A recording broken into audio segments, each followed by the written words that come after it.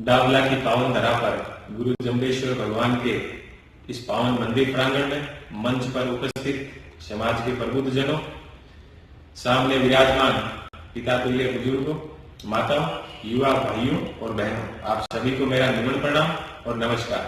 सबसे पहले मैं क्षमा प्रार्थी हूँ और मुझे इस बात का खेद है कि कुछ आवश्यक कारणों की वजह से मैं आप सबके बीच में उपस्थित नहीं हो पाया। मेरा बहुत मन था आने का। मैं एक बार इस धरती को आके नमन करना चाहता था और यहाँ की मिट्टी मेरे मस्तक पे लगाना चाहता था। मुझे ये बताते हुए बहुत ही खुशी हो रही है कि ये जो धरती है, ये जो क्षेत्र है, इसका मेरे जीवन के अंदर बहुत ही महत्व है। मेरे जीवन की जो पहली नौकरी पटवारी की शुरुआत यहीं से 10 से हुई थी, इसलिए मेरा बहुत मन था कि मैं इस धरती पर जाऊं और इसको एक बार नमन करूं। मैं आप सबको विश्वास दिलाता हूं कि मुझे जब भी मौका मिलेगा मैं यहाँ पर जरूर आऊंगा। एक सबसे सुंदर और सुखद बात जो समाज के साथ जुड़ी है वो है हमारा समाज युवाओं के भविष्य को लेकर बड़ा चिंतित है और इस संदर्भ में सतर्क हुआ। इस संदर्भ में मैं गुरुदेव आचार्य सचिदानंद जी को बहुत बहुत धन्यवाद देना चाहूंगा कि उन्होंने जो लालासर शास्त्री के अंदर युवा सम्मेलन का जो बीज रोपा था, आज वो वटवृक्ष के रूप में बड़ा हो रहा है। आज गांव गांव में होने वाली जो कथाएं हैं, उन कथाओं के अंदर युवा सम्मेलन एक अनिवार्य हिस्सा बना है और यही एक प्रगतिशील समाज का सबसे बड़ा निशानी है, सबसे बड़ा द्योतक है। पिछले कुछ समय से समाज ने जो प्रगति की है, उन सबके अंदर जो सबसे महत्वपूर्ण चीज जो समाज ने खड़ी की है, उसमें एक जामानी साहित्य अकादमी और दूसरा समरातल फाउंडेशन। जामानी साहित्य अकादमी जहां समाज के साहित्य को जन जन तक पहुंचा रही है, उसी प्रकार से समरातल फाउंडेशन जैसे संस्थान समाज के जो गरीब युवा है, जो जरूरतमंद युवा है, उनके लिए हमेशा तत्पर खड़े। टीम आजाद गांव गांव में लाइब्रेरी खोल रही है। डेजर्ट 80 जैसी टीमें गांव गांव के अंदर बच्चों को निःशुल्क पढ़ा रहे हैं। ये हमारे समाज के अंदर बहुत ही एक शुभ संकेत है और मुझे पूरा विश्वास है कि आने वाले 10-15 सालों के अंदर इन सबके बहुत ही सुखद परिणाम हम सबके सामने रहेंगे। हमारा समाज हमेशा से प्रतिभाओं से भरा रहा है। आदरणीय लज्जा राम जी हम सबके प्रेरणा के स्रोत रहे हैं। वर्तमान में डीजीपी मेघालय, उनका जो संघर्ष है वो हम में से किसी से छिपा हुआ नहीं। आदरणीय देवेंद्र जी का पूरा परिवार जिस तरह से शिक्षा के प्रति समर्पित रहा है और जिस तरह से इन्होंने भारतीय पुलिस सेवा के अंदर रहते हुए इस एरिया की सेवा की है, वो हम सबके लिए काबिल तारीफ है और हम सबके लिए प्रेरणा का स्रोत है।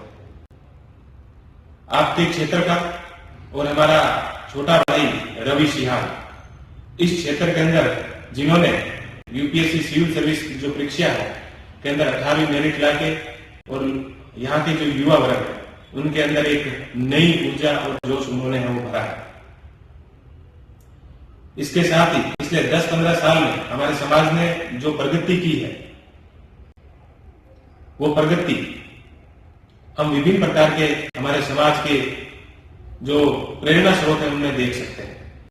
आदरणीय कैलाश जी आईपीएस, आदरणीय ममता जी विश्नोई आईपीएस, आदरणीय जवरीमल जी, अशोक जी IRS, Shriram ji IRS, Krishna ji IPS, बहन परी आईएएस, सुशील जी आईपीएस और भाई रवि का तो मैंने नाम लिया ही था और रवि को तो मैं बहुत बहुत शुभकामनाएं भी देना चाहूंगा।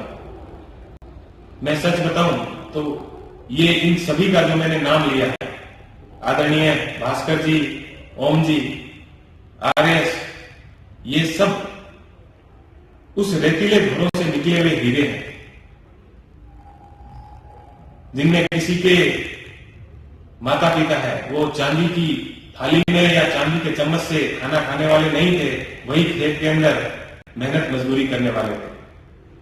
और इन सबका जो संघर्ष हम संघर्ष देखे हैं तो किसी का संघर्ष 19 नहीं है, सबका एक से बढ़कर एक और यूनिक संघर्ष है इनके संघर्ष की, इनकी कहानी हम पढ़ें तो हमारा जीवन सफल हो जाए। ऐसे सभी जो मेरे बड़े और जो मेरे युवा साथी हैं, उन सबको मैं नमस्कार करता हूं कि वो समाज के सामने इस तरह से उन्होंने उदाहरण प्रस्तुत किए हैं। बहन न केवल इन सब युवाओं ने उदाहरण प्रस्तुत किए हैं, बल्कि इनके परिवार का भी बहुत बड़ा योगदान रहा है। मैं बहन परी को अच्छी तरह से मैंने देखा है कि इनकी माताओं, इसकी जो बहन परी की जो माता जी है, उनका संघर्ष, मुझे पता है कि जब आदमी सरकारी सेवा में होता है तो वो हमेशा अच्छी जगह पोस्टिंग के लिए भागता है। सुशीला जी ने कभी अच्छी पोस्टिंग के पीछे नहीं भागकर अपनी बेटियों की शिक्षा के ऊपर जोर दिया, और आज सबका हम सब देख रहे हैं कि बेटी का माता के प्रति कैसा प्रेम है, और बेटी ने उस माता के संघर्ष को जाया नहीं होने दिया और यूपीएससी के अंदर 30वीं मेरिट लेके आई। बहन प्रियंका आप सबके बीच में बैठी हुई है। मैं जानता हूं बहन को अच्छी तरह से। बहन मुझे कई बार बताती थी कि जो सब्जेक्ट उसको पढ़ने में अच्छा नहीं लगता है, अपनी माता जी को सामने बिठा के और उनके सामने बोल देती थी, और चीज अच्छे से याद है वो हो जाती थी। ये एक ऐसा समाज है जिसके माताओं की संघर्ष की कहानी अलग है। मैं सच बताऊं तो अभी मैं जस्ट एक माता जी से मिला था। बात ही बात में मुझे पता चला कि उनके घर के अंदर 3-4 गायें थी, और उसमें से कुछ गायों से तो 5-5, 6-6 किलो दूध निकलता है। उन गायों को छोड़कर और अपनी बेटी के साथ बेटी को पढ़ाने के लिए बाहर चली गई। मैंने उनसे पूछा कि घर कबार सब छोड़ के आ गए। बोले गाय नहीं ले आएंगे, घर में कुछ होगा तो दूसरी सब कुछ चीजें कर लेंगे वापस, लेकिन मेरी बेटी को जो मौका मिला है वो मौका कभी नहीं मिलेगा। मेरे गांव में अभी एक साइकिलिंग की प्रतियोगिता चल रही थी। उस प्रतियोगिता के अंदर मैंने अचानक मेरी नजर गई, मैं गया हुआ था तो एक साइड में 8-10 माताएं बैठी थी। उनके हाथ में छोटे छोटे बच्चे थे और ये हार्ड कमकमाती सर्दी। मैंने उन माताओं से पूछा कि आप देखने के लिए आए, तो मुझे सुन के बहुत ही आश्चर्य हुआ। वहां पर जो साइकिलिंग करने वाली जो बच्चियां थी, उन बच्चियों की माताएं थी, उनके हाथ में छोटे छोटे बच्चे। वो माताएं इसलिए साथ में आई थी कि उन बच्चों की राज्य स्तरीय या नेशनल लेवल पर प्रतियोगिता के अंदर उनकी अभ्यास छूट न जाए, इसलिए हर समय वो सुबह का घर का काम करके और उनकी प्रैक्टिस के अंदर उनके साथ जाती है। मैं नमन करता हूं ऐसी सभी माताओं को, और मुझे बड़ी खुशी है कि मेरे समाज की माताएं इतनी आगे जा रही हैं, इतनी आगे की सोच रखने वाली है, तो इस समाज का भविष्य बहुत ही उज्जवल है। ये माताएं हमारे समाज की ताकत है, ये बुजुर्ग हमारे समाज की ताकत है। लेकिन सबसे बड़ी निराशा हमारे समाज के युवाओं को देखकर हमें कई बार होती है, और हमारा समाज भी कहीं न कहीं, हमारे जो बुजुर्ग हैं वो भी इस चीज को लेकर कहीं न कहीं दुखी है कि हमारा युवा है तो नशे के दलदल में फंसता जा रहा है। मेरा सभी युवाओं से निवेदन है कि नशे से आज तक जीवन के अंदर कोई आगे नहीं बढ़ा है, और जिस परिवार के अंदर एक व्यक्ति यदि नशे के अंदर फंस गया है, वो परिवार हमेशा बर्बादी के कगार पर है। तो मेरा विनम्र निवेदन है कि अपने परिवार को इस तरह से बर्बादी के कगार पर ना लेके जाए। मैं आप सबका ज्यादा समय नहीं लेके उन 2-3 प्रेरणादायी पंक्तियों के साथ अपनी वाणी को विराम दूंगा, जो हमेशा मेरे जीवन को प्रेरणा देती रहती है। लहरों से डर के कभी नौका पार नहीं होती, कोशिश करने वालों की कभी हार नहीं होती। नहनी चिंटी जब दाना लेकर चलती है, चढ़ती दीवारों पर 100 बार फिसलती है। मन का विश्वास रगों में सांस भरता है, चढ़कर गिरना, गिरकर चढ़ना ना अथरता है। आखिर उसकी मेहनत बेकार नहीं होती, कोशिश करने वालों की कभी हार नहीं होती।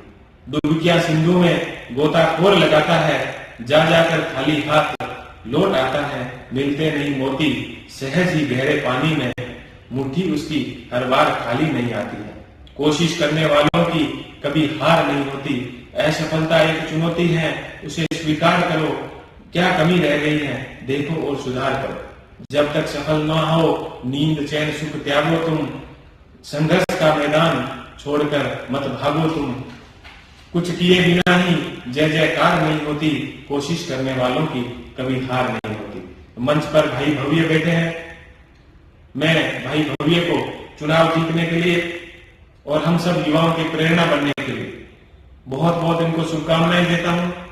भाई भव्य ने जिस तरह से समाज के सामने एक नई नजीर पेश की है, वो हम सबके लिए प्रेरणा का स्रोत है।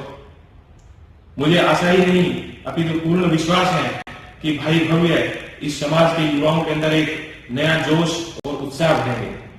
भाई भव्य से मैं ये निवेदन करना चाहूंगा कि वो इस समाज के युवाओं की बागडोर अपने हाथ के अंदर संभाले और इस समाज के युवा जिस तरह से नशे के दलदल में फंसते जा रहे हैं, उनको बाहर निकालने के लिए आगे आए। यदि भाई भव्य अपने हाथ के अंदर वो बागडोर संभालेंगे तो मैं आपको गारंटी के साथ कह सकता हूं कि इस समाज का युवा है जरूर जो भी नशे का दलदल है उससे बाहर निकलेगा। पुनः मैं आपका ज्यादा समय नहीं लेते हुए पुनः आप सबको मेरी तरफ से नमन प्रणाम करते हुए, नमस्कार करते हुए आप सबसे विदा लेता हूं।